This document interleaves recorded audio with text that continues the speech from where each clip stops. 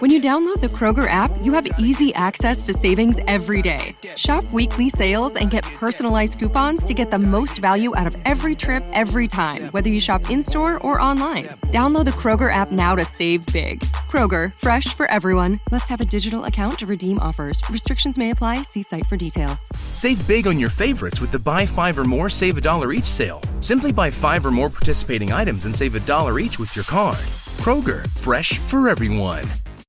Coming up on episode 292 of Wheel Bearings, we've got the Cadillac CT5 Blackwing, the Kia Sportage plug-in hybrid, the Hyundai Ioniq 5, the new Mazda CX-90s with our first drive impressions, and also first drive impressions of the Hyundai Ioniq 6. That and GM is taking away smartphone projection from your EV. All that and more coming up next.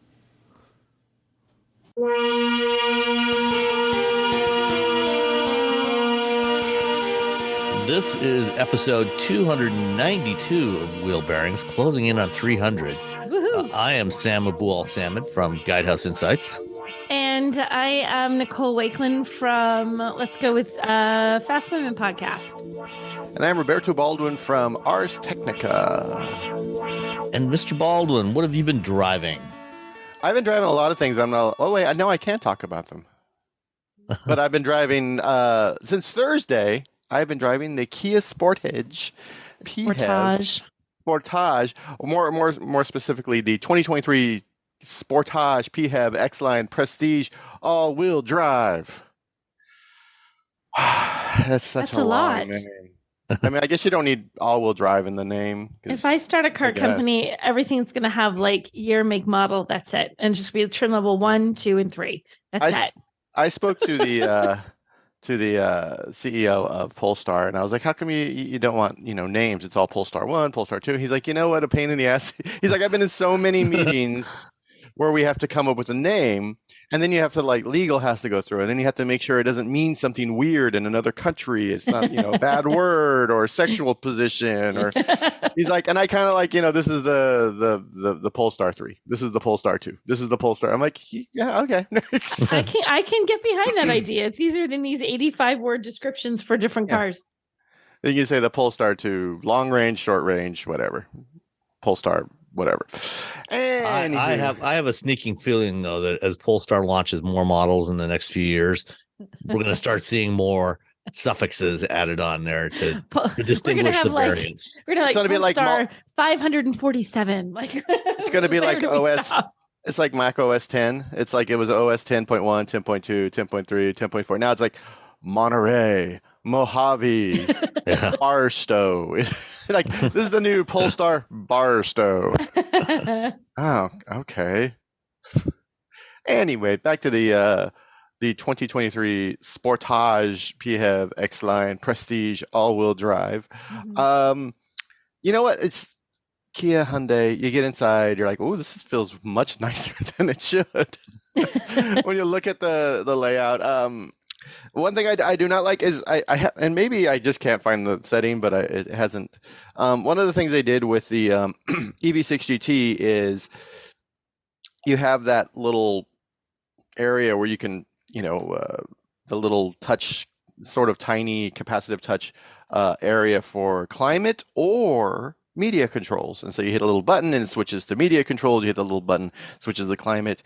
On the EV6 GT, what they've done is they've updated that so it defaults back to something. So you can have it default back to either media controls or climate. So if you know you're going to be changing the media controls a lot, you can hit the button, it'll go to climate, you can change the climate, and then after a few moments, it'll go back to media controls. That way later on, you're not turning the heat up and down while trying to adjust the volume of your music. I don't think the update has hit the Sportage yet, or at least the one I'm in. And so it goes to one and then it stays to it. And then because I've gotten used to the EV6 GT, I'm turning the heat up and down while trying to what's going on? What's going on? And I'm like, oh, I guess I could just use the steering wheel, but it's not the same. Other than that, it's Kia. It's got the PHEV. I've only had this for a few days, so I haven't had a chance to do an exhaustive test. So I haven't been able to just fill it up full of electrons and then drive as far as possible to see how far it'll go. EPA says it'll do 35 miles. On the wait, nope, that's wrong. Sorry. EPA says it'll do 34 miles. 34 miles. And you said 35. I mean, horrible. I said 35. Horrible exaggeration. I said 35. I know. I apologize. It has an MPGe combined of 84. You know what? Here's the thing with this car. Yeah. It's bigger. It's larger than the Kona and everything, but it's not as big as the Telluride. It's kind of like in this weird middle spot between these two. It's the just right temperature of porridge. It's not too hot. It's not too cold. Yeah, it's just right. Yeah. It's not, the I really like the Kona. The Kona just feels like a fun little car. Mm-hmm. And I really like the Kona, I'm sorry, the Niro. The Niro is it's the same car. Close enough. One's a little bigger than the other. I really like the Niro.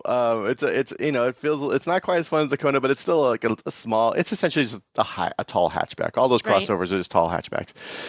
Meanwhile, the Telluride is this market busting machine that just makes everyone feel like, oh no. What have we been doing for the last 20 years? These people just come in and change everything.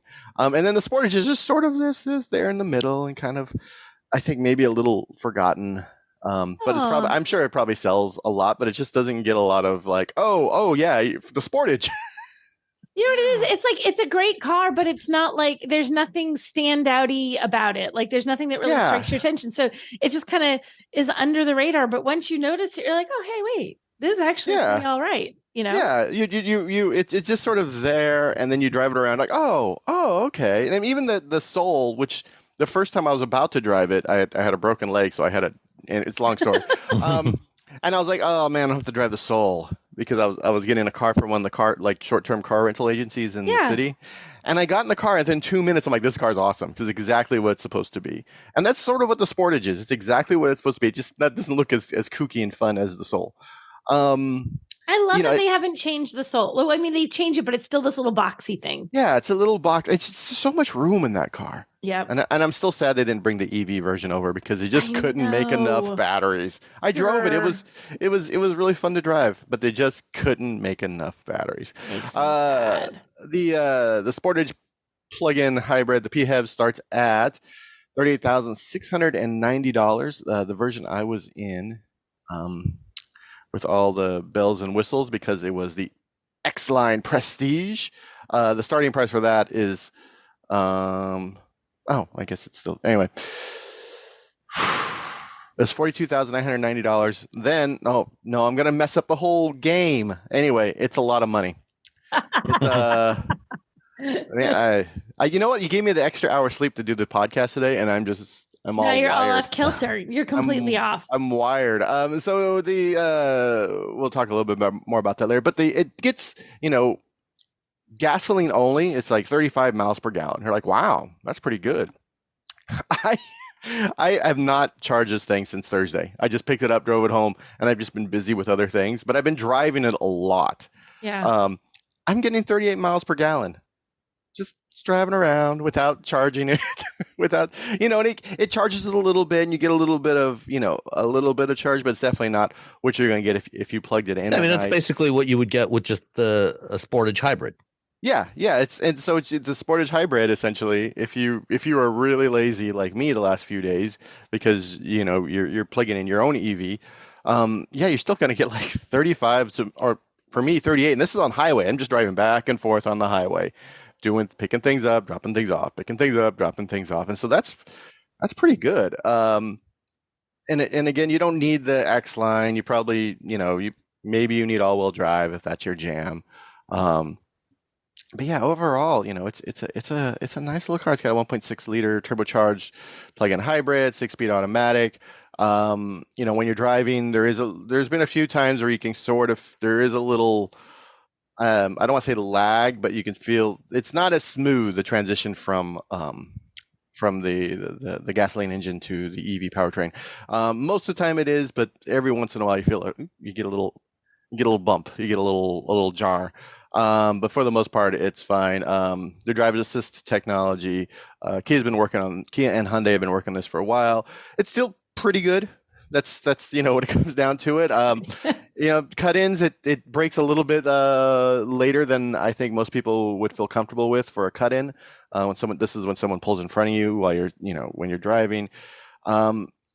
Android Auto and CarPlay, you just get it. It's not going away anytime soon, like some other companies. At least not for these guys. At least we know of. That we know. I think. Oh my God, we'll talk about that later. That's later in the show. We can fight about that. We can. Yeah, that's someone shooting themselves in the foot. Overall, no, this is a nice, if you want a mid-size SUV, 2 rows, you need some cargo space, you want some pretty good gas mileage. It can get a little pricey once you, hit those when you get the Prestige and all-wheel drive, but 38,000, it's something to sneeze at, but you're getting a lot of car, and of course the interior is really nice. So you have the nice sort of that nice Kia interior, the Kia Hyundai interior, where you feel like you're getting a better car than what you paid for. Mm-hmm. I would agree. Excellent. Yeah. What about the delivery charge? Hold on. I just closed the tab. Let me reopen the tab. All right. What's what do you guys think? I'm gonna say $1,195. I'm gonna say 1,100. Oh, Sam wins today. Of course he does. $1,295. $1,295. So the actual price for the car was $44,285, but I couldn't say that because I left out when I said the first time the number, that was the price without the shipping and handling charge. So yeah, so it's a $45,000 vehicle in my driveway, which it's a lot. At that point, which is throwing $45,000, you're like, well, maybe I just go up to the next vehicle. At that point, is it worth just jump a couple thousand more and get an EV6? Yeah, exactly. Yes. So, yeah, that's what happens a lot of times when they send us these vehicles. They send us the best of the best, and then it starts bumping up against other vehicles in that automakers or other vehicles that are the next next segment up, and you're just like, well, what am I so well, I guess what is the starting price for the plug-in hybrid? It is $38,690. So it's is that the base trim, or that's for the plug-in hybrid base starting price? Yeah. So I mean that's a little more reasonable. Yeah. And of course, you can also get the Sportage hybrid, just a regular hybrid, which is going to be a lot cheaper. Oh yeah, that one starts at $27,490. So, which one would you get? Man, that's a tough one because it depends on if you can charge at home. If you have something to plug it in, and you have a 35-mile round trip every day, you can just drive around without ever using gas. But does it, with the IRA the way it is, and does that work for you financially as a regular person? Probably not. So you might end up just getting the hybrid. But hopefully they can start bringing these prices down, because a $10,000 jump that's a big chunk of change. That's a big chunk of change, and you're like, okay, if I live in California, you're like, oh, that's kind of a no-brainer, because that's like $10,000 is like 3 months of gas. But if you live somewhere else, you gotta bust out the spreadsheet, and you gotta bust out the calculator. You gotta do your ROI. You gotta figure out your return on investment. And then and if you need somewhere to charge. If you don't have any, if you're an apartment dweller, you get the hybrid. If you have a house and you have something you can just plug in, and it doesn't need to have a level 2. You don't need to go out and buy a charger. You can just get whatever comes with the car. And that's kind of where the decision point comes in. If you have somewhere to plug in, but that you are maybe semi-regularly going to want to take longer trips, the plug-in hybrid, allows you to do your daily driving on electricity, not have to necessarily invest, depending on your house and the configuration of your house, what could be potentially several $1,000s to install a level 2 charger. If you've got an older electrical panel, And then also not have any hassle, planning when you want to take a longer road trip. So you can plug into a 120 volt outlet, charge overnight, do your electric driving, and then just keep going when you want to take longer road trips. So that's kind of where the sweet spot lies for a plug-in hybrid. Mm-hmm. Yeah, if you have that place and you have that, most people don't do road trips. Don't tell me you're doing a road trip, and then when I ask you when's the last time you did a road trip, it was 7 years ago. Yeah, that doesn't count. That doesn't count. And also don't like every day I drive 350 miles. I'm like, well, do you though? And there are other people who are the outliers. I'm like, well, then just don't get this, okay? Yeah. Yeah, this is not the car for you. There's still plenty of internal combustion choices, if you are that person. And you can just get the hybrid if you're driving 7 billion miles a day, which is, again, 7 billion. I mean, if you're a salesperson, it's so fuel efficient. Yeah, it's 44 miles per gallon with just the hybrid. If you get the nicer, fancier one, it's 38 miles per gallon. But it's still, you're still getting a lot of,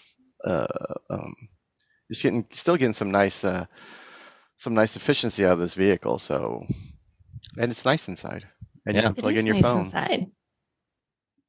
All righty, Nicole. Yes. What about you? It's funny. I feel like I've been like all Hyundai lately. I drove the Ioniq 6 last week, really, really Sounds recently. Right. It feels like last week. And now I'm in the Ioniq 5, which I went backwards in time to drive the Ioniq 5, which I really like. So the interesting thing about the Ioniq 5 to me is that it looks different. I mean, it has such an angular design to it as opposed to all these nice sort of curvy, swoopy, sporty things that they do in a lot of the design. And it was a very intentional thing. It wasn't like Hyundai phoned it in. They really came up with something different for this. And I love that when you look at everything, they have a theme. There's these little squares, pixels. Someone argued with me they aren't pixels. Hyundai calls them pixels, so to heck with you all. They're pixels.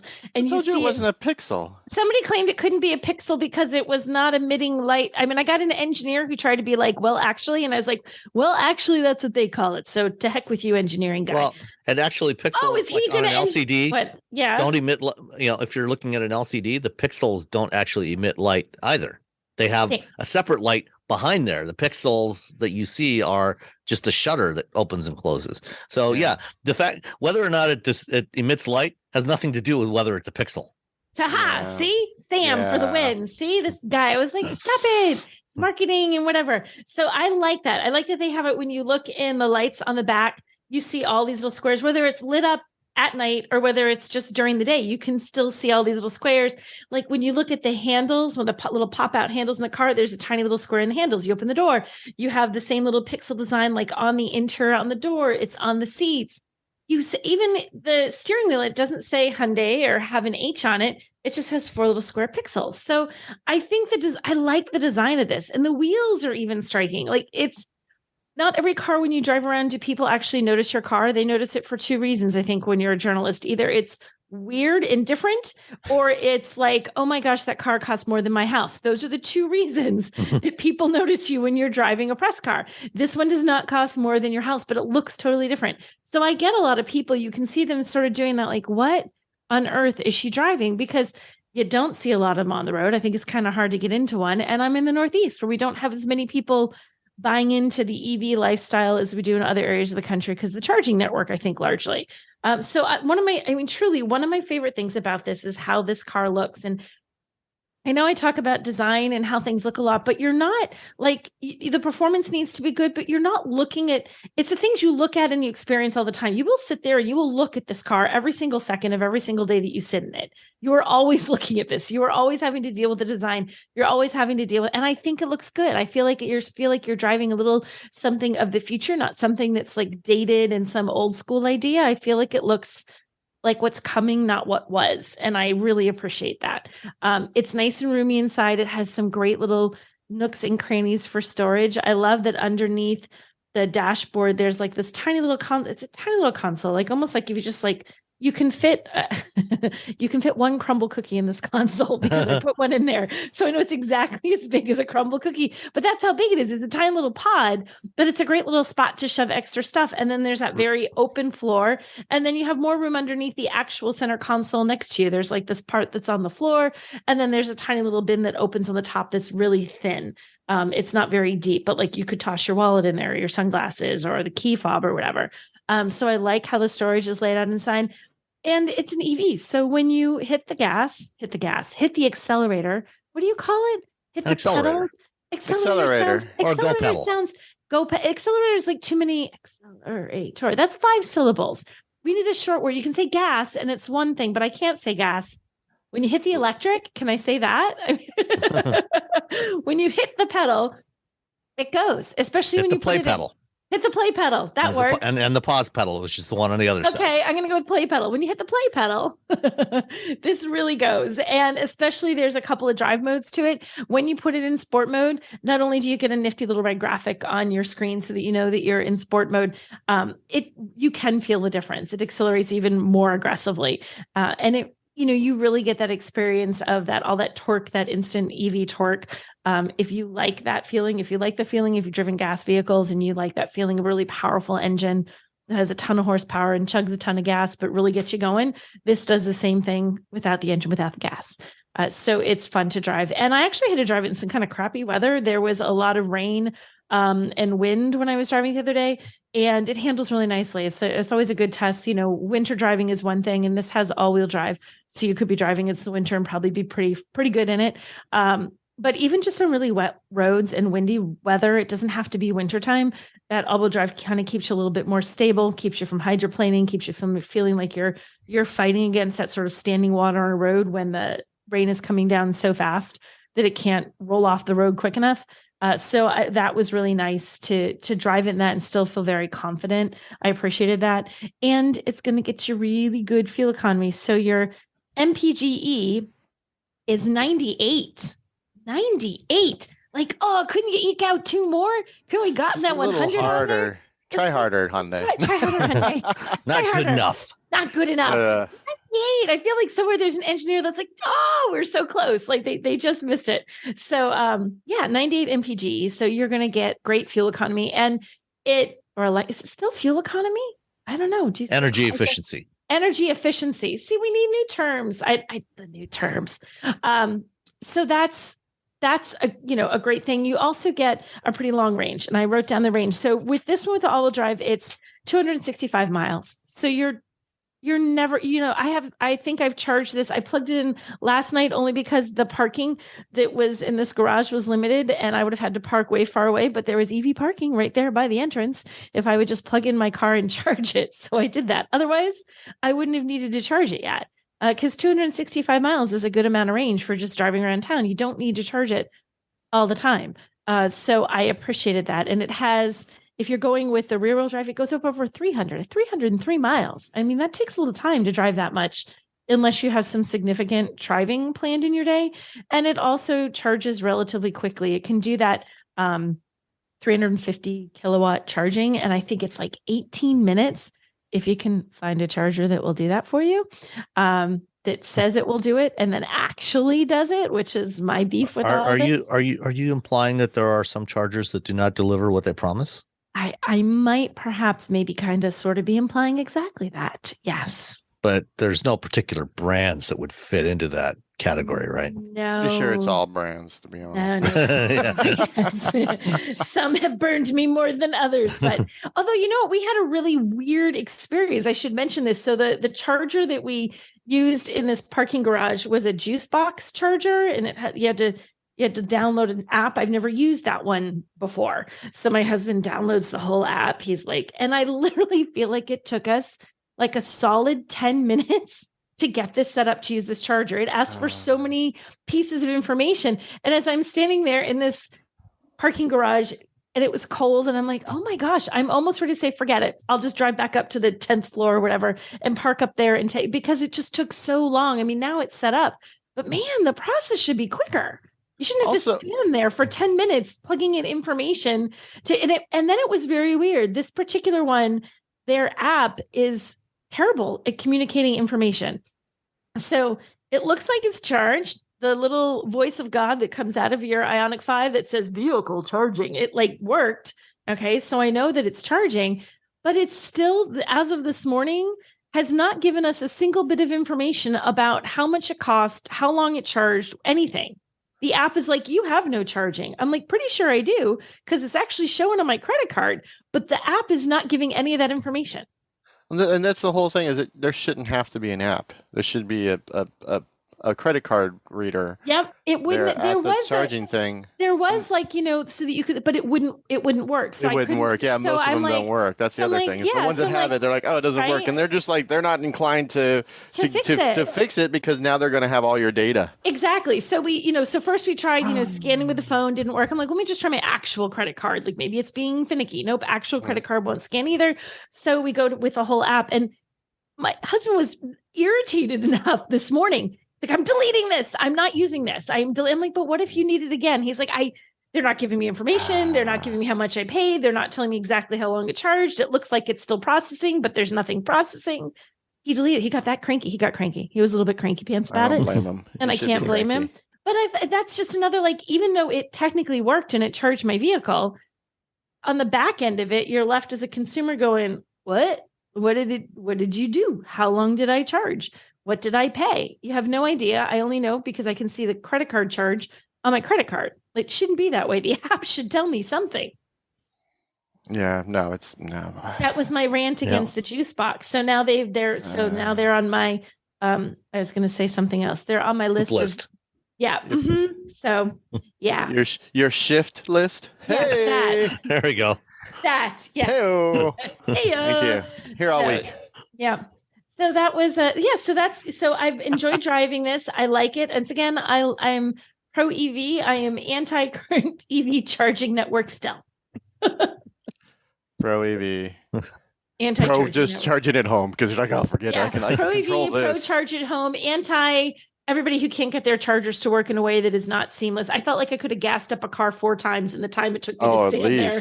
And just to get the app. And then sometimes you're like, oh, there's no network here. Right. So now it was just another fail. I know it, and I harp on it because this is everyday experience for regular people. This is what you live with if you're in an area where there aren't chargers all over the place, and there aren't really here. I was surprised to see one in a parking garage, honestly. Well, if you had been driving the car that I had, that I'll get to in a minute, you probably would have had to put gas in it 4 times in that amount of time. But we'll come to that in a minute. I just saw what you're driving. Yes, I would have. Did you say what the price was on the Ioniq 5 that you had? The price on the Ioniq 5 was all in. It was $55,920. What do you think? Fancy one. Yeah, it was the. It's not too long. 2022 Ioniq 5 limited all-wheel drive. So it's a fancy one. What do you think? It's as fancy as it gets. Anyway, as fancy as it gets. Yeah. What do you think the destination was? The handling? $12.95, just because that's what the Kia was. I'm gonna go with $1. You win, because it was $12.25. Oh, Price is Right rules win again. It was $25. It was $75 less than the gas vehicle. I know, isn't that weird? So there you go. All right. Hey, Wheel Bearings listeners, it's Sam. And as I'm recording this, we're getting ready to head out tomorrow for a vacation trip in Hawaii. And one of the great things about going to Hawaii is all the fresh fish and the Asian-inspired food. We just love it there. We love eating the food there. And when we get back, we still love to eat that same kind of food, food of the Pacific Islands. And this May, HelloFresh is helping by celebrating Asian American and Pacific Islander Heritage Month.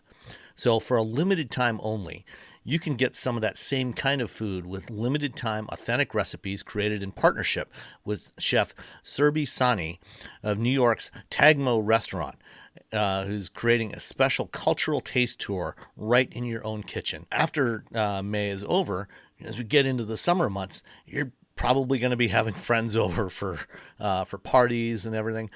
So if you're hosting a get-together, check out HelloFresh Market for crowd-pleasing appetizers, snacks, sides, and more for your next gathering. It'll save you a lot of time and a lot of hassle putting everything together as you get your friends together in the backyard. The best part, you can skip that extra trip to the grocery store. All you have to do is go to hellofresh.com/wheelbearings16, that's wheelbearings16, and use the coupon code wheelbearings16 for 16 free meals plus free shipping. Remember, go to hellofresh.com/wheelbearings16 and use the coupon code wheelbearings16, that's wheelbearings16, for 16 free meals with free shipping. HelloFresh is America's #1 meal kit. So if you haven't tried it yet, now's the perfect opportunity to get 16 free meals.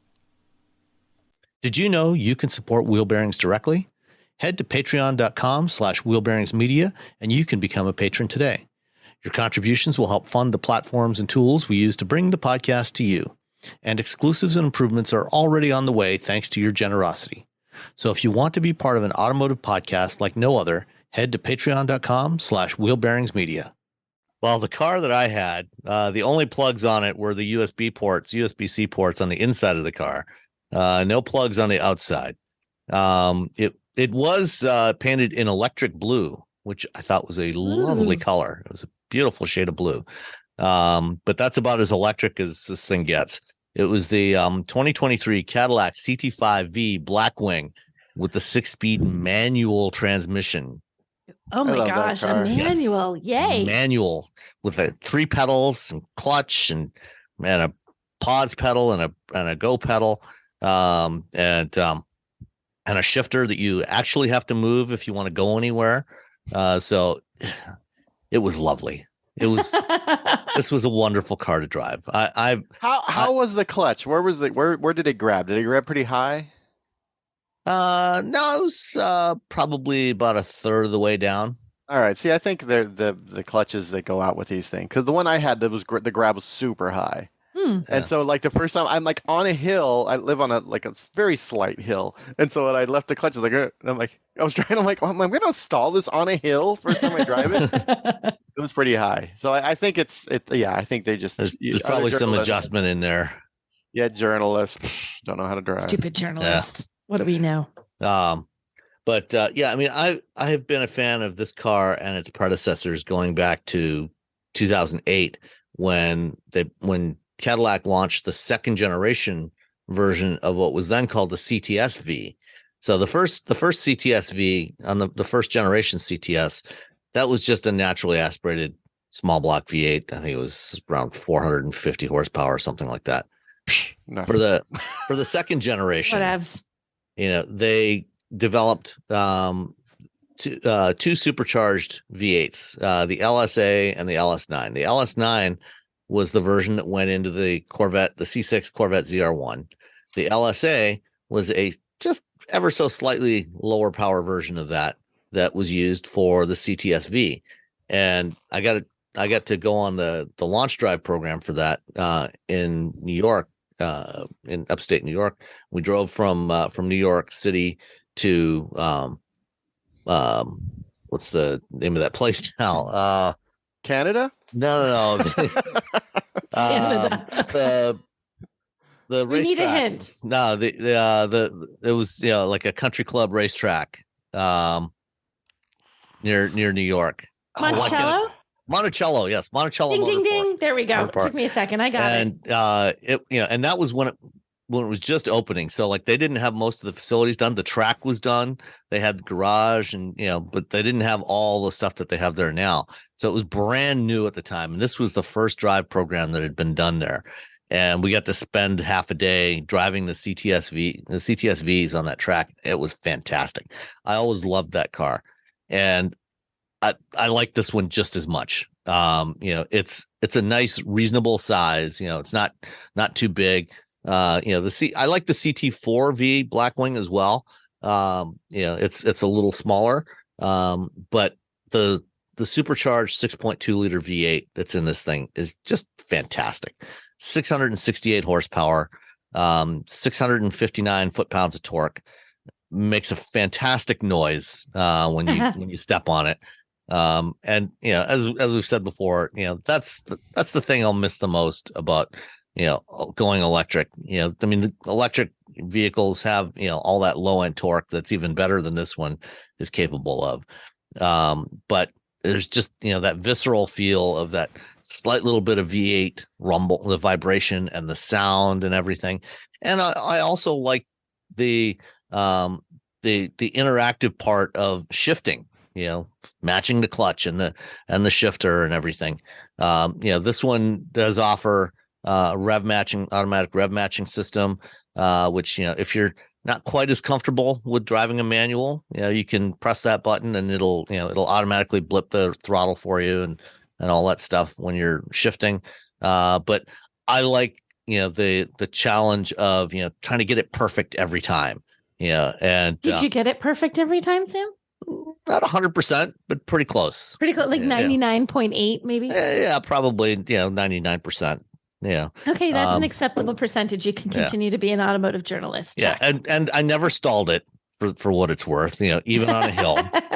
I mean, there were some shifts that were just you get that little bit of jerk there. Didn't quite get the revs just right, but close enough. So I had a very fun time with this car. The one I had was equipped with the optional carbon ceramic brakes, which are a $9,000 option. And unless you're planning to take your Blackwing to a track, you probably don't need them. But do you think that? Do we know? Do many people spring for that? Do you think? I guess if you're getting the Blackwing, maybe you are probably just kind of crazy excited, even if you never drive that way. I think a lot of people think they will, and then like 5% do. Yeah. So if they sell 100 Blackwings, 5 people will take it to track once. And how many people do you think pay for the ceramic brakes? Probably a lot more than that. Probably, you're spending this kind of money on a performance car. Yeah, throw in those carbon ceramic brakes. Take them. That squeak when you drive. Like, why not? Sure. At least put it in there. At least you never have to worry about them fading on you. So that's true. They do squeak though. They do squeak. Yeah. Carbon ceramic brake they squeak. Just know that. But they feel great. Yeah. So there's that. The jet black interior with black accents was and leather seats, $2,890. It did have the performance data and video recorder built in, which uses the forward-facing camera for the ADAS. You can turn that on, if you are at the track or somewhere else and you just want to record data. That's $1,600. See, there's a few other options. This one, because it had the manual transmission, didn't have Super Cruise or lane keeping assist or things like that. It did have just standard cruise control, no adaptive cruise control on this one, which again was fine. 10-inch infotainment screen. When you buy a car like this, you're not buying it because you want something that's particularly fuel efficient. You don't think? The manual transmission Blackwing is rated at 13 city, 21 highway, 15 miles per gallon combined. I actually did manage, because I did a fair bit of highway driving, going to Auburn Hills and back and a couple other places. And so I actually did manage to get about 17 miles per gallon, which surprised me. It was better than I was anticipating. If you've looked at a window sticker in recent years, one of the things they have on there is in the EPA fuel economy and environment section, they have the fuel economy and greenhouse gas rating. Oh gosh, is it bad for this? It's a 1 to 10 scale. The -5. No, it's a 2. My Ioniq 5 was a 10. Yes, I know. Yeah. Because there's no greenhouse gases from it. Exactly. So together we were like right smack in the middle. You just need one of your car, one of my car, and your nice happy medium. Yeah. And you got a Jetta. So all in, this one came to $107,830. Any guesses on the destination charge? $1,495. I don't know. 1,800. Oh, you both lose. $1,395. I was closer though. I Yeah, almost you were got closer. it. I was a lot closer Yeah, than but Robbie. we don't. Yeah. We're not going to the showcase showdown though. I'm calling it a win for me. You didn't beat me. I really enjoyed driving this car. The seats in it are fantastic. The shift feel is really good. I had no issues with the clutch. The torque of this thing is just it's intoxicating. It sounds so good.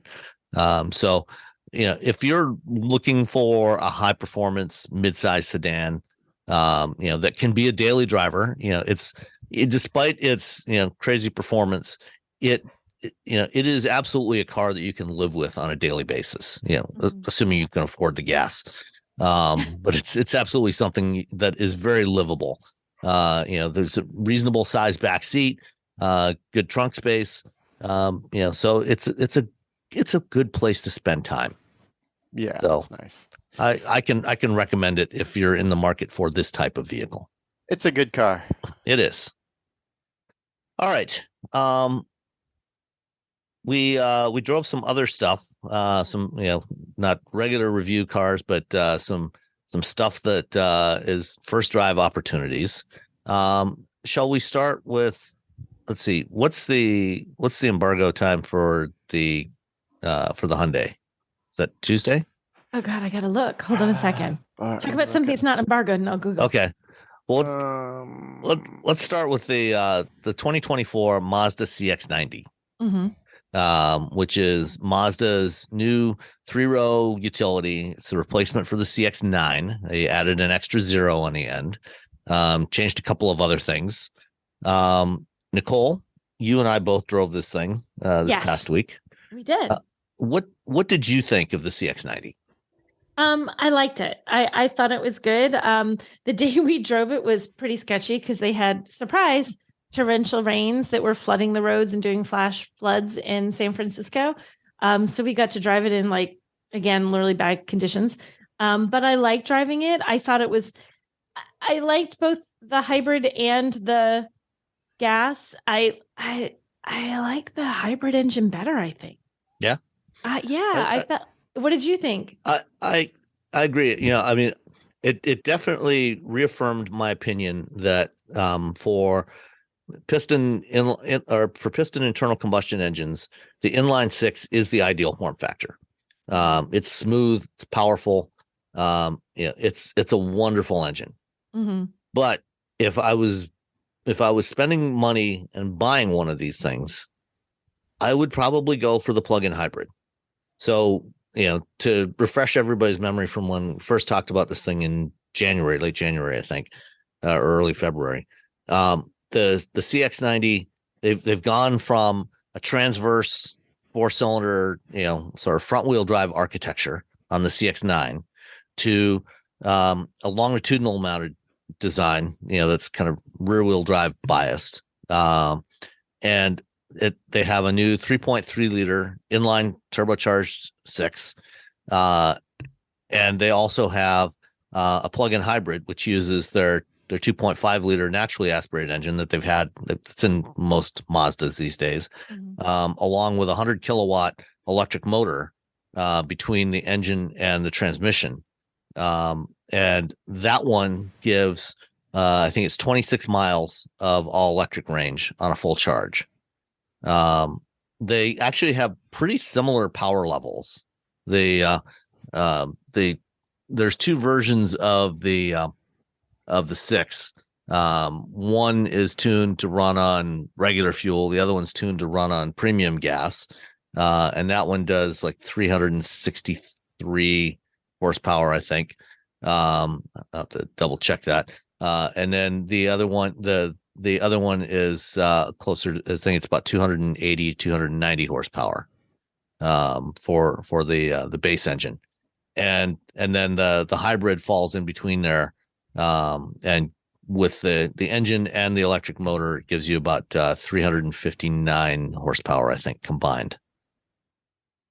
I think that, but it was sort of like they're both very responsive and I like driving them both. I just felt like the hybrid just gives you a little bit more oomph. I don't know. And I wonder too, for me, if it's the weight of the battery. I know it's not like it's not driving a full EV where you have this gigantic battery, but still it adds. It's about 200 pounds heavier. Right. It adds a little bit of weight, and it just feels, I don't know, sturdier. I don't know, like more planted to me for that little bit of extra weight. I like how it maybe changes the dynamics of how the car feels. I felt a difference between the two.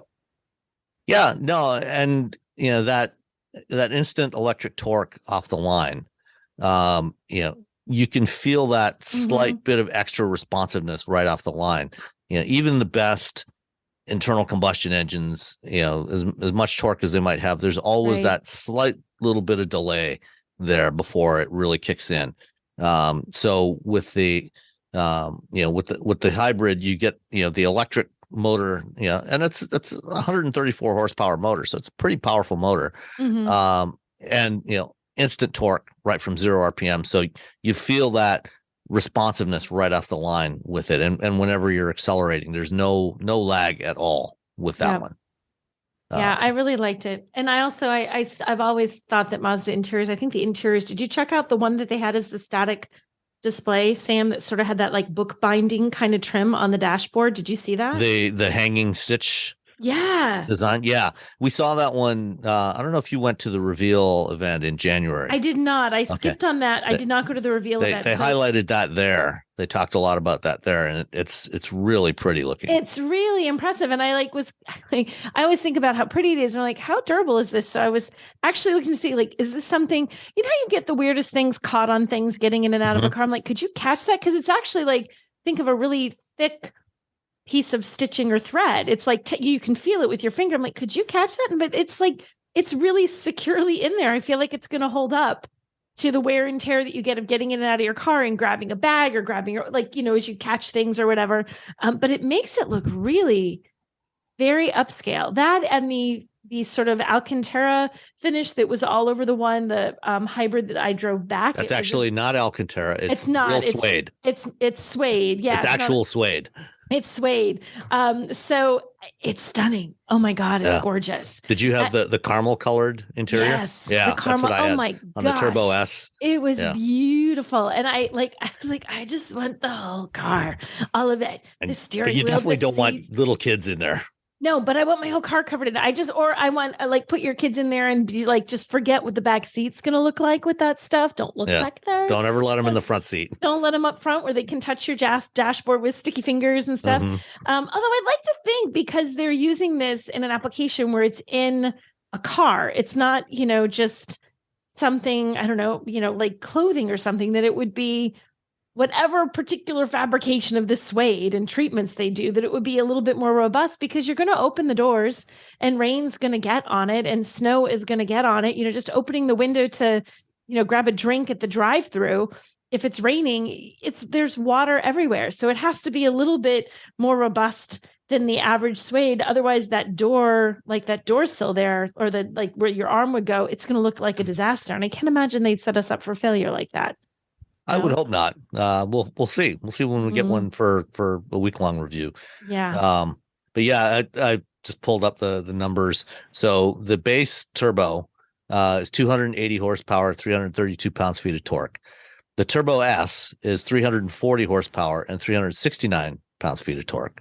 And then the plug-in hybrid is 329 horsepower and 363. So about the same torque as the Turbo S, slightly less power.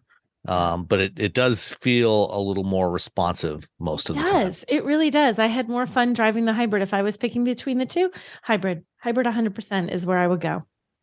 Yeah. And, on that leg of the drive with the hybrid, I drove it in the afternoon part of the drive, coming back from the lunch stop back to San Francisco.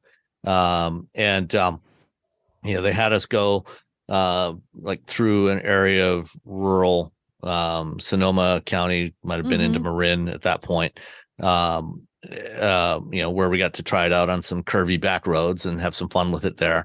Then a little, stretch of highway. And one of the things they have on there, they've got modes, you've got your normal, sport, and EV mode. And then there's also a button next to that for charge. So if you're going to want to have your battery fully charged, like if you're coming back into the city, for example, and you want to drive electrically in the city, you can hit the charge button, and they have the same thing on the Jeep 4xEs, where as you're driving, it'll run the engine slightly harder, use the motor as a generator to top off your battery while you're driving. And then when we hit the San Rafael Richmond Bridge, they suggested we switch to EV mode at that point. And so, drove the next 24 miles back, across the Bay Bridge, around and back across the Bay Bridge into San Francisco on electricity alone. And I still had 14% charge left when I got to the pier where we were taking some photos of it. So, you can, 25 to 27, 28 miles of electric range, is pretty reasonable. Yeah. Our drive route was a little bit different than yours because of the flooding. So I would have had the same route, but the people who came up that second leg, there was water that was well over a foot, maybe 2 feet deep, that people drove through. My PSA, turn around, don't drown. Be careful driving through floodwaters like that, folks. So we still had some of the twisties, but they couldn't quite give us your drive route because they're like, we don't want you to drown. So we have modified. So we still had some back roads, but I think you got a little bit more cool back road twisties than we did. But it was still quite fun and it still handled beautifully. And I would have been happy to drive it further. Like some cars I'm ready to get out of at the end of a drive day. That one, I think, no, I could drive this a little bit more. Yeah. It felt very, comfortable and relaxed after, 5 hours of driving. Yeah. It was a lot of driving, all together that day. So yeah, it's a very pleasant car, very pleasant vehicle. Pricing, ranges from, let me find it again here. It starts at, about $41,000, including delivery, for the 3.3 turbo select, which is the base model. Ranges up to about $61,000 for the Turbo S Premium Plus, which is I think what we were driving. And then the plug-in hybrid ranges between $48,000 and $58,000, which when you look at the way Mazda has tried to move kind of up market, get a little more premium over the last decade, you could compare these to mainstream competitors like the Telluride and the Palisade, and the prices are perhaps just slightly higher than those by $1,000 to $2,000 for comparable trims. But when you look at the style and the interior and everything, and this vehicle could really legitimately compete against the likes of an Audi Q7 or a Volvo XC90, and those vehicles, both of those, start at $60,000 and go up from there. So it's a pretty good value when you're comparing it against the premium segment. I really do think that and they're sort of like, we're not really a luxury car, but we're pushing into that territory, that Mazda's doing a fantastic job, both in terms of what the vehicles look like, how they drive, all of those sort of characteristics you think of like luxury things, they do it. But then their pricing, it comes up a little, but it doesn't go all the way up. Like, okay, we're not a luxury brand. We're not going to put our pricing there. We're also not, a bottom of the basement brand. So our pricing's not there. It doesn't feel like they're overpriced. People look at it like, oh, that's more. I'm like, only a skosh, only for some of the trims. And when you look at the interior that you're getting, suddenly you're like, well, that's not unreasonable at all. That's actually a fantastic deal for how good it looks. Yeah. One of the things, when they revealed the CX-90 in January, the hero color that they were using was this new shade of red, this darker red that they call artisan red. And it looks really good. It looks very sophisticated for a premium product. Yes. But thankfully, you can actually get the CX-90 in Soul Crystal Red. Yes, you can. I asked them, like, this is really pretty, guys, but what about the other one? They're like, oh, no, you can get the other one. I was like, yes. So it's an extra $595, but it's worth it. Yes. Oh my God, that red is so pretty. People tell me, oh no, all reds are the same. They're not. No. This red is this. See, no. We all say no. This red is so good. Yeah, the artisan red is more like a burgundy color. It's sort of like your mild mannered, like responsible adult red, and then the soul red is like the wee-haw, like have fun with it red. That's the true Mazda red. Right, that's the true Mazda red. The other one's like, we have to have this for those of you who are trying to be mild-mannered and do your adulting thing. No, don't do it. Don't be mild-mannered. Don't do the adulting. Get the soul crystal metallic red instead. It's so good. All right. So did you figure out the embargo date for the embargo on Hyundai? We're fine. It's actually Monday, April 3rd at 12:01 a.m. Oh, perfect. Then let's talk about that next. Yes. You two both drove that, I think, right? Yeah. Yeah. I did. I think Robbie should go. It should be Robbie's turn. I've been blah, blah, blah, blah about the Mazda. Robbie, go. So Hyundai made an EV, and it's very nice. There's a shock. That's a shock. No, it's just, I think next thing you'll be telling us it's a good value. It is a good value. It's impressive because you're like, okay, they made the Ioniq 5. This is a really nice car. You drive it around, you're like, oh, they just put a different body on top of that and it'll be fine. No, it's just so like the acceleration curve is so smooth. Just ridiculous. Like there's just like, it's like silk. It's everything about this. Like the steering is really nice. Like everything about it is really, really impressive for a car that starts at $41,600. That's just it's just not pricey. It's bonkers for an EV. It's because you get in it and you drive it around. You're like, well, they didn't even have to do this. They could have just. They didn't even have to like make it better as a smoother driving vehicle than the Ioniq 5, and they did. They did, which makes you like, well, what's next? What are they going to do next? They have to keep upping the game. Like, okay, they're like, oh no, now what do we do? So yeah. Having said that, there is an issue. What's your issue? What the issue is that the headroom issue. This is the same issue that Mercedes had, because if you look at this vehicle, it's the same sort of like, that little like, speed bump, essentially just a speed bump on the road for drag coefficients. But you in the back of the EQS, which you should have lots of head and leg room because it's an S class. There's you're gonna, if you're taller than me, if you're taller than 6'3", you don't have issues with headroom.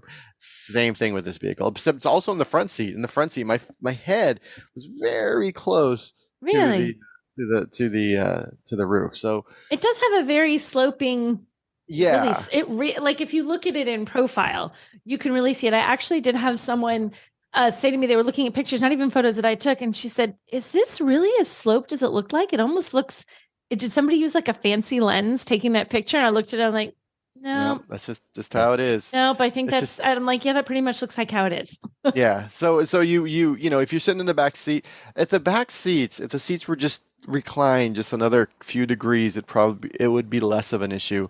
But if you are tall, if you're a basketball player, which means you're taller than me, this might not be the car for you. If you have a tall torso, I have friends who are not as tall as me, but they have tall torsos. They have long torsos. This might not be the vehicle. Yeah. So it's if you have not as long legs. I'm just legs and arms. I'm like a. You're like those guys outside the little floppy guys. Yeah, just like flopping my arms about. Yeah. So. Let me pull my sleeves back up after moving my arms.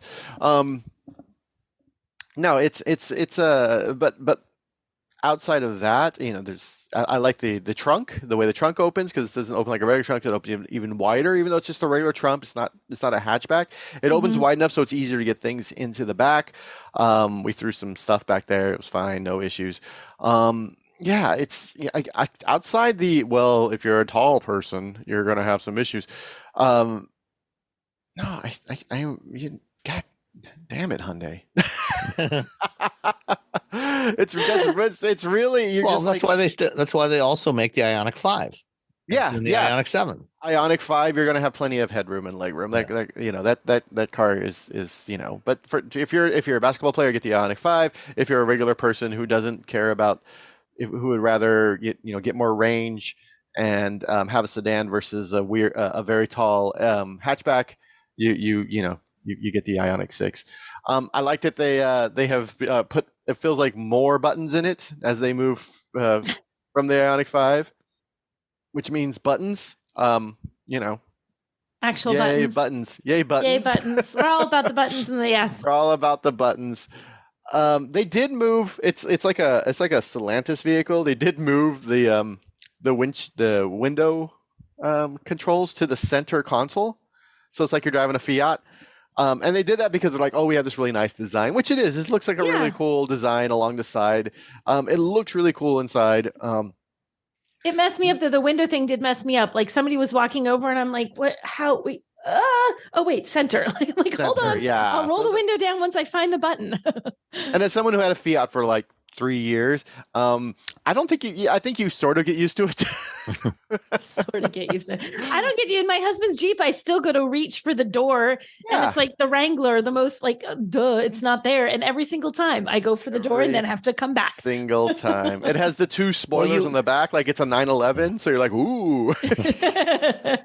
It's got it kind of reminded me of the old some of the Fords from the 80s, like the Merkur XR4 and the Mustang SVO. Oh yeah, the Merkur with the twin spoilers. Oh my gosh. Oh, it does. It is that. It's funner to say 911, but yeah, it's totally Merkur. Yeah, no, it has a look. I don't know if it's going to be. I don't think it's going to be as well, I don't know if universally praised. I don't think it's going to be accepted as much as the Ioniq 5. Why? I just curious. That sounded like a very aggressive why. Why, Robbie? Why? I don't know. I just think it feels. I think it looks nicer than what Mercedes has done with the EQ lineup with the sedans. I think it looks nicer than that. I do think it's a little. I don't know. Maybe people like it. I feel like it's just not going to be as well as accepted as what we've seen with the Ioniq 5, just because the Ioniq 5 is so sort of out there. I think it really has to do with that slopiness. Roof. Yeah, that slopey roof is going to turn some people off. Yeah, I think that's going to turn some people off. But if you get inside and you drive, you're like, oh man, it's like how the kids say butter. I don't know. What do kids say? What do kids enjoy? Mayonnaise now? I don't know. Butter? I don't. No, it's an aioli. They don't eat mayonnaise anymore. That's aioli, man. Aioli. What's interesting is you're getting a ton of different like trim levels. So you have a 2 battery sizes, which is nice. So you can decide how much of a battery do you need. There's the 53 kilowatt hour and then the 77.4 kilowatt hour, and you get either rear wheel drive or all wheel drive. So the whole thing, you get all these different, where you want to spend your money. The lowest, the least amount of range you're going to get is from that 55 with the rear wheel drive. And that's 240 miles. So that's the boo. You're not going to go that far. But then you can go all the way up to 361 miles if you get the larger battery with rear wheel drive. That's 361 miles. Where are you going? But you can go there, and the price difference between those two. If you just want to, only have to charge once a week. Yeah. So you're too lazy to plug it in every night. Yeah, so the price difference between those two, between the standard range rear-wheel drive and the long-range rear-wheel drive, is $4,000. So $41,600 for the standard range, is 240 miles, and $45,500 for the 361 miles. So you get 121 more miles for $4,000. I'll take that. Yeah. Yeah, and then but within all that, there's all these different ranges and how much power you get, and so if you're the kind of person who's like, I don't really drive that often, or I don't drive that far very often, I might as well just save the money, or I can get the all-wheel drive with the standard. Well, let me get the So it's anything for whatever you want. Hyundai's gonna offer it up in the Ioniq 6. I like the Ioniq 6. I thought it was good for the same reasons that Robbie said. And I did notice that I think the toughest thing is going to be that rear design. I think some people are going to find it too small. Weird. And I don't even think, Robbie, you need to be super tall. Like, I think you could be more average heightish and still run into that little bit of it. Even if your head's not actually hitting the top and the back, that sense of like, I don't have any room here, where you almost like, it's weird because duck. I didn't feel cramped, and then I put my hand above my head. I'm like, oh, yeah. See, and I can see people doing that. Like, oh, this is a little bit more snug. But I mean, aside from that, if you're sitting in front, it's super comfortable. I found the seats comfortable. I found everything about it. I love the interior. I talked about all the things I liked on the Ioniq 5. The Ioniq 6 does many of the same things, but does it more. They've changed the styling. It's a little more slick. They've updated it. It handles everything. It's just literally like an iteration forward from the 5. And having gone, like I've driven the 5 before, went into the 6. We just did that. And then to have the 5 again this week, I'm like, oh yeah, they really did a good job with the 6. Like they really good. It's striking. Like the 5 is great, but now that I've driven the 6, I'm like, oh my gosh, they really made that better. I talked about with the Kia, but on the Hyundai's driver assistance system has always been like, it works. This is the new version. It is in this vehicle. It's so much better. It's just so much smoother. It's better at lane keep assist. It's just they threw everything at this car. Yeah, they really did. And I think they needed to because the 5 was so well received. You you can't just do another 5 and put a 6 on the end of it. You've got to make it better, which is hard when it's not like there was this huge time frame between the release of these two vehicles. They're relatively close together. So I'm a fan. But I've always it's interesting, that they have made them look so fundamentally different. They're not sticking with just one sort of common. I mean, aside from the pixels, you got the pixels, but aside from that, there's really not much else about the 5 and the 6. They have 4 wheels and a steering wheel. That's it. That these are part of the same family. Right. Yeah. And I think that's an interesting, it's an interesting approach on Hyundai's part because, they could have basically taken, the basic design themes of the Ioniq 5 and slap a trunk on the back of it, and say, okay, we're good. That's a sedan, and boom, they didn't. There you go. They did. They went in a completely different direction with the whole thing. Mm-hmm. Yeah, the Hyundai engineers should be commended for what they've done with this vehicle. Good job. Except for all the right. headroom. Except for the what? The headroom. When's the Ioniq 6 going to be available? So everything but the standard range rear-wheel drive version will be available this spring. That version, that's the cheapest one. That one will be available in the summer. Okay, excellent. All right, let's stick with electric, but go off in a little bit different direction. GM made an announcement the other day. I got a message from somebody at GM on Thursday, I think, or Wednesday, and said, hey, we've got some news coming on Friday. Would you like to talk to, the head of our chief digital officer in advance and get the story? I said, sure. And so we talked and put up the story on Friday. And it got some negative feedback. So GM has made You should be a politician. It got some negative feedback. So GM has decided, well, first going back, for the last couple of years when GM has launched new models, they've included a new generation infotainment system that is based off Android Automotive. So Android is running the whole thing. It's got Google Automotive Services in there. So you got Google Maps, Google Assistant, the Play Store, so you can download apps directly on the system. You don't have to plug in your phone. So GM's decided that starting with the Blazer this summer, the Blazer EV this summer, and following with the Equinox and the Sierra and the Celestiq and all the other EVs coming, they have decided to no longer support smartphone projection on their EVs. So both Android Auto, which interestingly enough still works on top of Android Automotive, and Apple CarPlay will no longer be supported.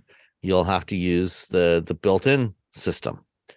The rationale for this is that they're trying to create a better, more consistent user experience for customers, especially for EV customers. So, when you've got stuff running off the phone and being projected onto the screen, you have no real control over any integration with the apps that are running on there, from the automaker's perspective. If you're running it on the vehicle, in the vehicle system, You can do things like, for example, in Google Maps, they're going to have, they're going to integrate their smart routing algorithms. They can integrate a lot of real-time vehicle sensor data with the apps that are running on the vehicle and do better routing, help you to find, charging stations, be able to find charging stations that, are known to actually be functioning, that are available, things like that, to help pay for them.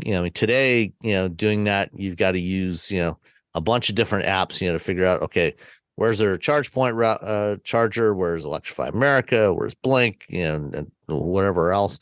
And there's apps like a Better Route Planner, and it's all kind of clunky and disconnected. And what they're trying to do is create a more seamless experience for the customers. So that's their rationale. There's also okay. Thoughts. Go ahead. So I'd like to hear your thoughts. So the idea that we want to make a better system. Good. You should have a better system. Good for you. That you should have had a better system with the Chevy Bolt. But at the expense of what people are used to, what people want to use in their vehicles, and people want to use CarPlay. They want to use Android Auto in their vehicles, and they might not use it for routing. They might use it for other things. I mean, every automaker is like, yeah, we can do text messaging with an iPhone. No, you can't. It never works. Or, we could do this. There are a bunch of little apps that are available via Android Auto or via CarPlay that you're just not going to get anymore. You're just not going to get there. You're not going to get the weird podcasting app. You're not going to get this. If they decide, well, it's we know I like to use the This American Life app so I can listen to all those little podcasts. Okay. What if they're like, oh, we're not going to put that on there? Okay. Okay. But you can use Spotify. I'm like, but what if I don't want to use Spotify? What if I want to use Bandcamp? Because I buy a lot of music from bands that sell stuff through Bandcamp. Yeah, we got Spotify. Okay. But Bandcamp's available on CarPlay and hey, we got Spotify. What if I want to use Apple Music? Hey, we got Spotify. Oh my God, we have Google Music. Like, wait, was that still a thing? Like, no, not really. There's YouTube Music.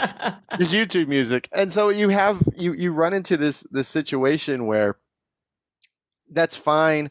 All of this should have happened years ago. I mean, they should have seen what Tesla has been doing years ago and just done that. And it's, working with Google to make that work with Android Automotive.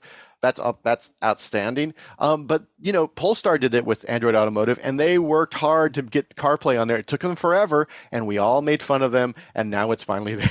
I mean, the idea that you have in Toyota for a while didn't want to add everyone gigged CarPlay. them for that. They're like, you can't get it. Was they didn't, and they told me they didn't want to give up real estate to these tech companies. They're like, well, we want to give up this real estate to these tech companies. They're like, yeah, but it's what people are making decisions based on this, because some people just need something to go from point A to point B.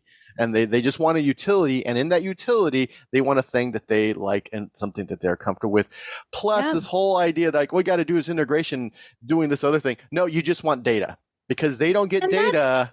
They want to sell. They want to sell your data. They want your data. They want as much information as possible, because that is a revenue stream. And see, that's exactly how it feels. And I think the thing is, it's like you can give the public, everybody, all of we're just doing this out of the goodness of our heart to make your experience. No, you're not.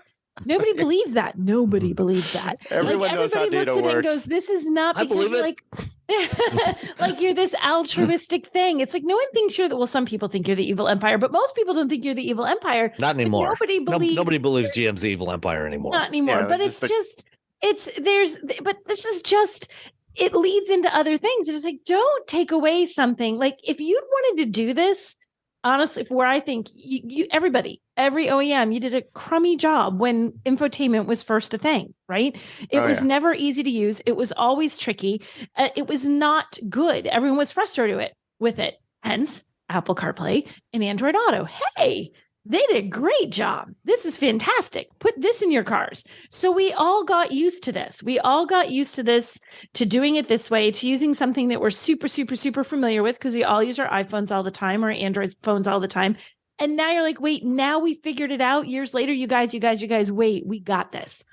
Nobody wants to go. It's like, no, I trusted you 7 years ago or whatever, and you gave me garbage. Now you promised me that you're going to give me something good. What if you're still giving me garbage? And now I can't even get back to what I know and love and I'm used to and I'm comfortable with.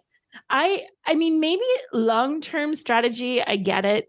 There's all this long-term strategy for making money, but I don't think people are going to like this. I shared your story, Sam, because I was so surprised they were doing this like right now. And I shared it. I have universally from everybody who commented to me on Twitter when I shared it, I won't buy these products. This is literally a deal breaker for me. I will not do this. This like nobody likes this idea. I have a lot of normal people, like people who aren't like car people, are like replying to me and be like, no. Yeah. No, because they're like I was thinking about buying a GM. I was thinking about buying a GM product, but I won't buy it because of this. Yeah. And that's how important. I don't think they realize how important CarPlay is to a lot of people. I think it's just become so ubiquitous. It's ubiquitous. Sorry. It's become so ubiquitous within the automotive world that people just don't even think about it anymore. Your car doesn't have CarPlay. That's, right. That's weird. But you know who else doesn't have CarPlay? Tesla. Well, yeah, but Rivian. Tesla's never had CarPlay, and neither has Rivian. Right. That's the rub, is they've never had it. So like you can GM's had it and now taken it away. That's it. And like it's like, okay, if you've committed to like Tesla and Rivian, we are not doing this. Okay. And you have to make a decision about whether or not you're going to do that. But when you take a brand like GM, all of their cars, and you say like, oh, we've changed our mind. This thing that we incorporated because you hated what we had, and we put in this thing that you all love, we're going to yank the rug out from under you, and you're going to have this thing that you don't know if you're going to like, but trust us, you're going to like it. Nobody trusts you. Nobody's ready to trust it. Nobody's ready to make the switch. I mean, I get all the, it's all like this sort of forward thinking stuff. I'm like, yeah, maybe, but I think you're going to lose some people. I mean, I think there are people who aren't, if you're a diehard GM person or like, there's too many vehicles out there. There's just too many to choose from. That to have something as important as infotainment, where once it was sort of an afterthought, it's a big deal. Like that's a huge part of your experience in a car right now. To have that be frustrating and wonky and not be something intuitive, that's enough for people to say, I don't want to deal with that again. I dealt with that 7, 8, 9 years ago. It was awful. I don't want to deal with that again. I don't want to risk dealing with that again. I'm not going to buy your car. I'm getting one of the other 250,000 SUVs currently available on the market in the United States, Yeah. And then the fact that, it's the idea that everyone would have the cars, they all have GMs. Like every car I have would be a GM. I'm like, well, that doesn't work that way because I have different cars, and each car I get into, I have the same interface, which I know, which I understand, which I don't have to learn, a different interface in order to do things. And then people have to rent cars. And the Tesla argument is Tesla was the only EV in town for a long time, so they've sold a lot of EVs, and they're still the Kleenex of EVs, to be honest. But I've written about it, and other people have said, when is Tesla getting CarPlay? Yeah, never gonna happen. Oh yeah, probably, well, we'll see. We'll see if Tesla, at some point they have to do something. I mean, they're still selling a lot of cars, but. I don't know. I don't understand this. And then they're like, well, we're only doing on EVs, but not on gas cars. You're like, what? That's even crazier. You're just like, oh my God. For now, they're only doing it on the EV. It'll roll out to everything. That's where it's going. It's like, we're just going to take this baby step and see how it goes. Good luck with that. And what the issue is that regular people are going to look at this, and their immediate assumption is they can't buy a Bolt, right? If they go buy a Bolt EUV or EV right now, it's not going to have CarPlay in it. Because they're not going to read the whole thing. They're not going to realize it's not going to start until 2024. Not going to, but this is just immediately, boom, you can't get a Chevy or a Lyric or a Cadillac or whatever with CarPlay. That's how. And that's going to be the perception. People are going to the rumor. The perception is going to be like, they don't have it anymore. Any of their cars, you can get it with any of them anywhere ever. For what it's worth, you can't get any of those vehicles anyway. So, with or without CarPlay. So it's such a weird decision, because these are software driven cars. That's the whole thing. Oh, you have choice. You have all this software, and it's code. You don't have to put new hardware in. You plug your hardware in there. There actually is some hardware that's associated with supporting CarPlay for authentication and stuff. But, it's code.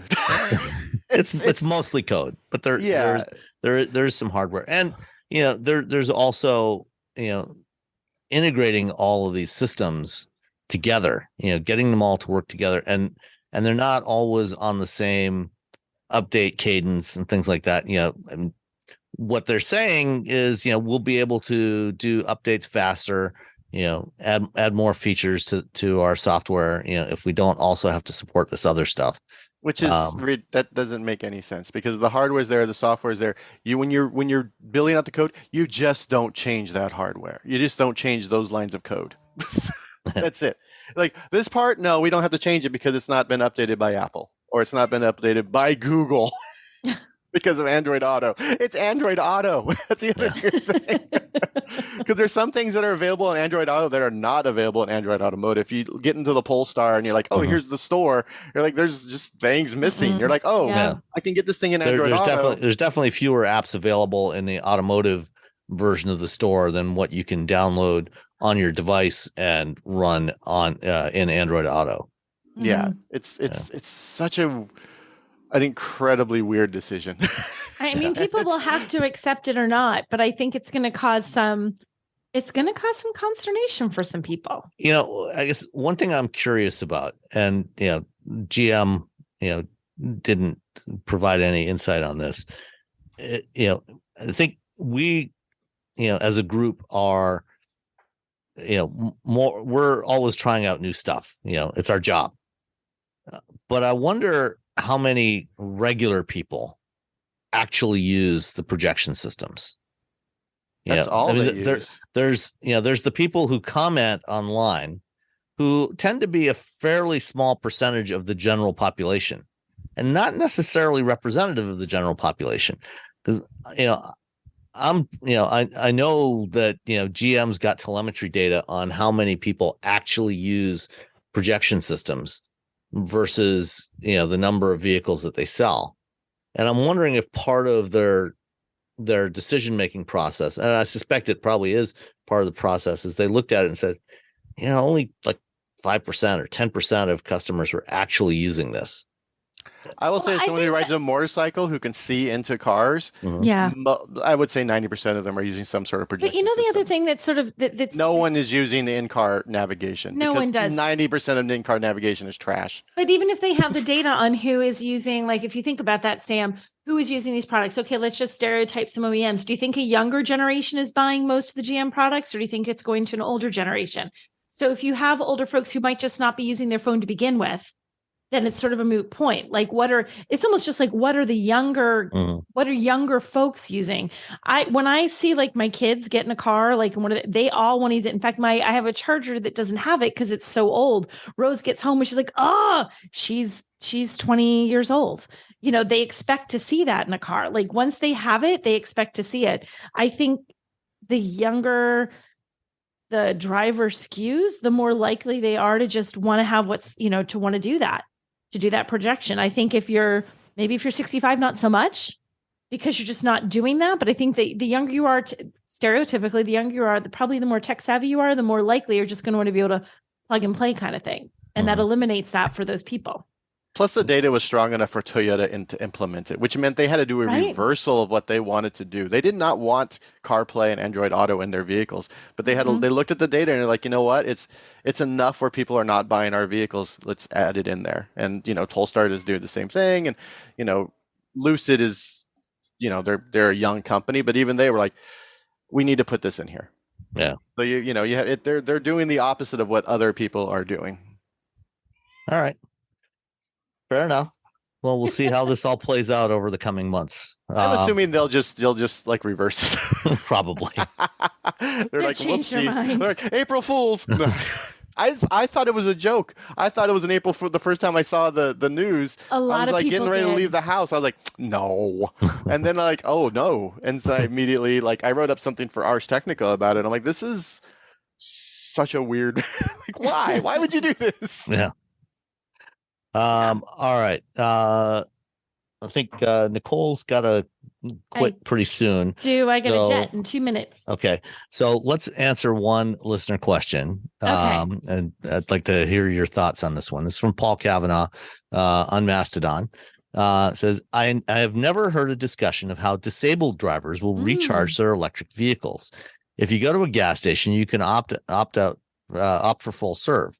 Some self-service stations will refuel disabled drivers' vehicles. How do Tesla, Electrify America, etc., address the needs of disabled drivers? That's a really good question, because even right now they don't. Right now they don't. And truly, even, I mean, really, I didn't thought about that, but even just as a not disabled driver pulling into one of those charging stations, sometimes just the clearance that you have in terms of getting in and out of your car when you're perfectly mobile is not great. Forget if you're actually someone who's handicapped and needs to have a wheelchair or something to get to a charging port. I don't know that I've seen one where you could even do that, especially where like you have the chargers that are like up on a curb. How do you get over the curb? Like you can step over it, but somebody who's disabled can't even step over it. You got to reach up. And especially with the CCS cables, they're thicker than the Tesla cables. They are pretty. They can be pretty unwieldy. Manhandling them, and also in the colder weather, they get so, because they're unwieldy to begin with, they get very stiff, and they're hard to just turn them to get them at the right angle to plug them into your vehicle. They can be a challenge again. And I am not disabled, and they can be a challenge. The only thing I can think of, and it's not specifically for disabled drivers, but I guess it could help. When I talked to the folks at Electrify America, they did say that they're they're going to be doing some things where they have almost like it's more towards cities, he said, as I recall correctly, where they're going to be having charging stations that are almost like sort of a premium experience, sort of like you can pull in and they have a valet that will take care of it and will get your vehicle charged up for you, and you'll be notified when your vehicle is charged. Well, that would allow someone else to charge your vehicle. Somebody else will have the hassle of figuring out, why won't this thing start charging? Exactly. Yeah. Someone else can fight with it. Like, what's wrong with our chargers? But it's still, I don't know how accommodating, like, okay, so if you pulled up into this, are you now pulled still so far away from the little, because there's, supposed to be like a more of an experience, like when you drive up to a rest stop or a travel stop on a highway where you can gas your car and you can go and run to the bathroom and you can get yourself some Burger King or whatever happens to be there, sort of that kind of experience where you can have everything taken care of. I don't know how accessible that would be, but that's the closest thing I can think of. Well, I know the EA station here near my house, the way it's configured, they've got pairs of chargers side by side. And then there's a pair of chargers and then 2 spots and then 2 more chargers and 2 more spots.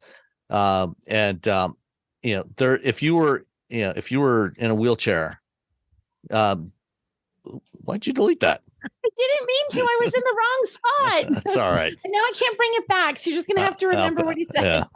Anyway, there is no way that, if you're in a chair, if you had, a van with hand controls, you got out of the thing in your chair, there is no way you would be able to get that cable and plug it in.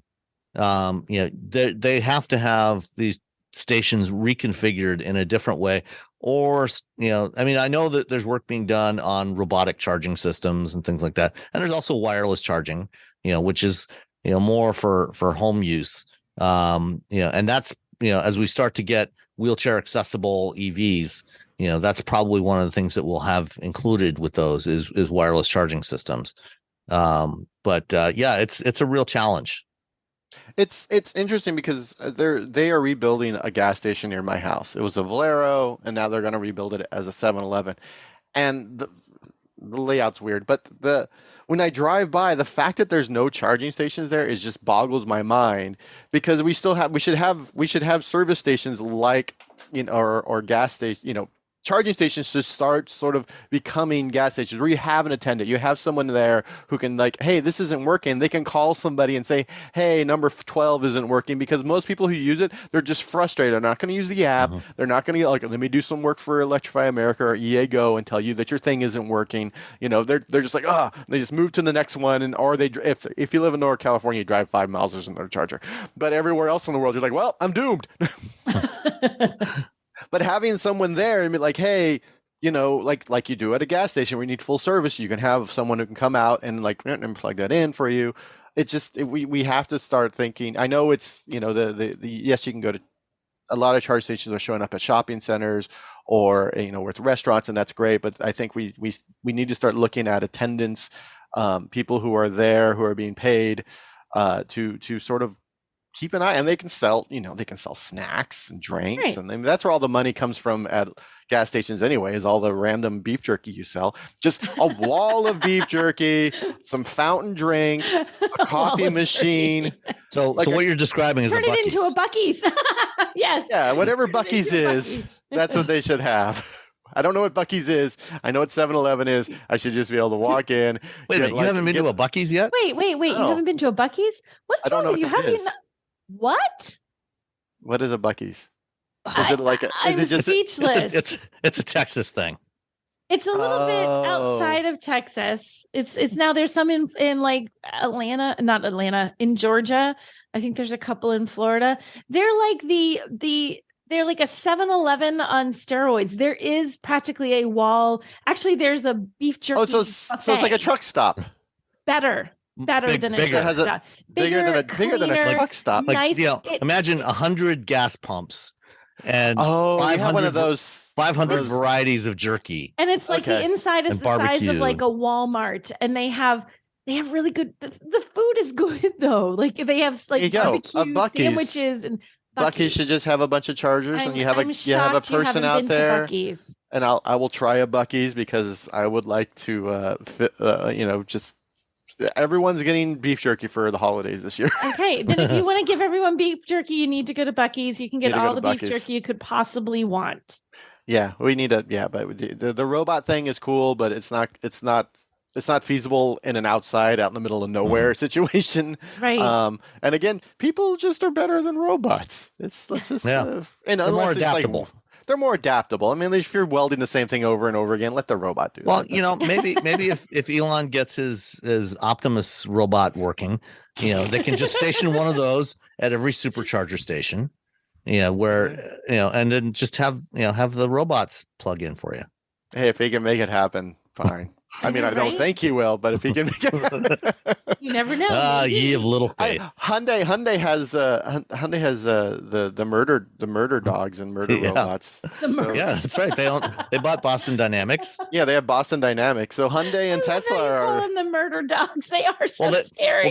They also have, I forget what the name for their humanoid robot is, the Boston Dynamics The robot. one that flips over things. Yeah. I don't need the flip. I does just need it to parkour. open the. Yeah, it does parkour park- robot.